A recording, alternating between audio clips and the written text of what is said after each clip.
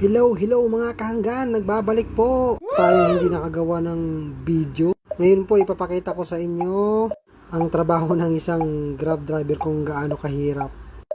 Sa lugar po na yan ay sa Pasay. Ako nga po dyan ay umikot dahil medyo matraffic doon sa lugar na main road.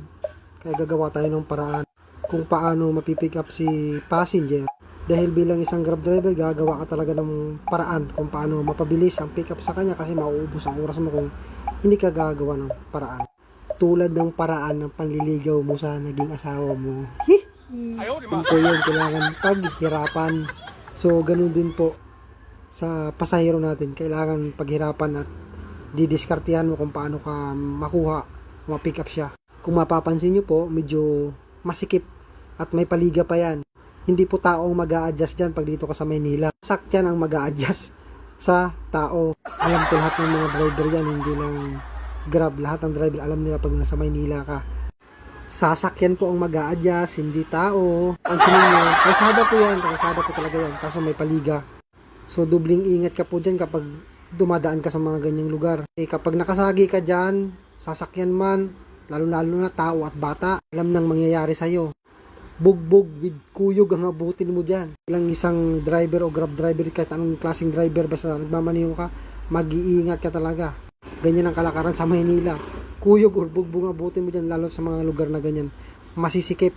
O hinintay ko po dyan na padaanin nila ako. Mamaya-maya padadaanin din naman nila ako dyan. Mababait din naman ang mga tao dyan. Ang talagang dudubluhin mo yung pag-iingat mo. Siyempre, pakikisama ka sa kanila, wag kang asta matapang o astig-astig. Ay naman ang mga tao dyan. Ayan, kunting ano nga lang, unawa. Ayan, bigayan lang naman, bigayan. So, ayan, lumusot na ako. Nakalusot na lahat, dadaan na dyan. Hindi lang dyan yung paliga ang pati yung kalsada, napakasikip talaga ko. Kung ikaw ay medyo bago-bago pa lang. Ay, naku po. Nasabi ko sa iyo, uwi ka na laang. Ako po, kita niyo po kung gaano kasikip ang kalsada. Tingnan mo, ganun po kahirap ang trabaho ng isang Grab driver. Pero dahil tayo po sanay sa trabaho, walang problema dyan. May raraos natin, may tatagos natin. Masikip po yan. So hindi basta-basta ang makalusot dyan. Tingnan mo, bigayan lang po talaga. Dyan nagsi-shortcut, lalo-lalo po yung mga motor. Pero konti lang nakakaalam mo sa mga daan na yan. Kasi gagawa ka ng paraan kung paano ma-pick up yung pasahero mo. Asa ka lang, sa Waze o sa mga main road, walang mangyayari, mauubos ang oras mo sa traffic. Alam mo yung mga shortcutan o mga kahit masisikip, papasukin mo yan para lang ma-pick up yung pasero. Mapabilis kumbaga. Lalo na pa limited lang yung oras natin. Kailangan kagagawa ng paraan para lang ma-pick up. Kung mapansin nyo po, ayan, masikip po yan. Paliban sa tao, marami pong nakaparking, kabilaan, e-bike, motor, minsan may kotse pa yan. Kaya tiis lang at syaga para lang ma-pick up si pasahero. Oo nga pala, mas mahirap po pumasok dyan kapag madaling araw. Yung oras na yun po, maaga-aga pa yan. Kaya hindi po masyadong masikip. Madaling araw po kasi mas masikip dahil marami na pong nakaparking dahil nakauwi na lahat ng mga nagtatrabaho. So wala silang parking, nakaparking kung sasakyan nila dyan sa labas. Kaya po dumaan dyan kapag madaling araw. Yung po dyan minsan mga kotse pa sa gilid, kabilaan. So grabe ang hirap dyan pumasok. Ngayon maaga-aga pa, medyo okay pa. Pero masikip na yan, tingnan nyo po, masikip. Looban po yan ng Pasay. Alam po yun ng mga driver kung saan. Kung matatagal, alam na nila yan. Pero yung mga bago, hindi pa yata alam ng mga bago kasi baguhan pa lang. Pag matatagal na talaga, alam na nila yung shortcutan dyan. Sinachat na nga ako dyan ng pasahero kung nasa na daw ako. Sabi ko, hintay-hintay lang malapit na ako. Alam naman natin, kapag Terminal 3, napaka-traffic dyan. Alam lahat ng mga driver yan. Sobrang traffic dyan. Yun, ginagawa yung Terminal 3, pinapalawakan yung kalsada. Kasi pag hindi nila ginawa ng paraan yan, tukod talaga ang traffic. Kawawa yung mga uuwi o pipick upin sila ng mga kapamilya nila, pati yung mga Grab, mauubos ang oras. O may isa nga po nag-shortcut dyan, nag-alangan siya, kaya bumalik na lang niya, masikip talaga. Traffic po kaya naghanap siguro ng daan. Pero nag-aalangan siya dahil masikip siguro, kaya bumalik siya. Maniobra siya.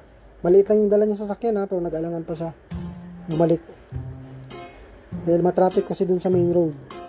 Kaya kailangan gumawa ng paraan yung mga ibang driver para lang makaalis dun sa traffic kasi mauubos po yung oras mo. Bilang isang Grab driver po kasi mahalaga ang oras namin. Kalahating oras lang o isang oras, malaking kawalan na po sa amin yun. Lalo na po limited lang yung oras natin. Ayan, yung lugar na yan medyo maluwag-luwag na, malapit na kasi sa main road yan, kaya medyo maluwag. Pero dun sa pinakadulo, looban, yung sa may court na dinaanan ko, mas masikip pa yun. Mas masikip pa dun sa bungad, hindi ko lang nabidyohan. Nakapag-video lang po ako dahil huminto ako sa pagmaniho dahil hinihintay ko ngayong naglalaro ng basketball na padaanin tayo. Medyo maluwag-luwag na po yun dyan kasi palabas na po ng main road yan. Kaya medyo maluwag-luwag na. Yan, feeling ko grab din yung sinusundan ko. Siguro gumagawa din siya ng paraan para makalabas sana. Nag-alangan siya kasi medyo masikip. Kaya bumalik na lang. Kasi lalot kasalubong niya ako. Maraming nakaparking na taxi, sasakyan. Yan ang mahirap dyan pag madaling araw kasi kabilaan ng parking dyan. Mahirap na dyan pag tag-ulan kasi binabaha po yung Terminal 3 kapag umuulan. Ngayon, tag-ulan na. So, tagang dadanasin natin yan. Ayan po, malapit na po ako dyan sa main road na po yan. Medyo okay po ang banda dyan. Medyo okay yung traffic. Pero doon sa may Terminal 3, iikot ka, traffic po talaga. Ngayon, malapit na tayo sa pasahero natin pick upin. Buti naman at nahintay ako ni ma'am. Sinaga ko yung ikutan kasi medyo maganda-ganda yung ating hatid. Maganda-ganda. Sulit yung hirap.